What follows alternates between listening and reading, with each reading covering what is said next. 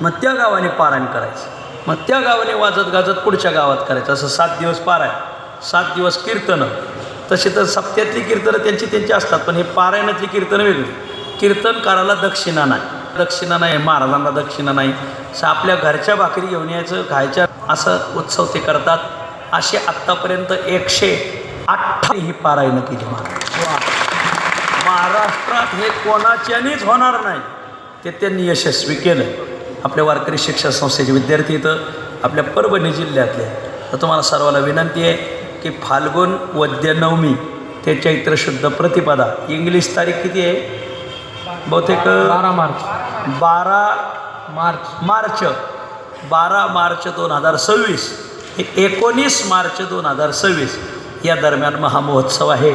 त्यांचा संकल्प आहे, त्यांनी मागं संकल्प केला एका ओवीले एक वाचक, 9032. तर वाचक बसले जवळजवळ 12,000.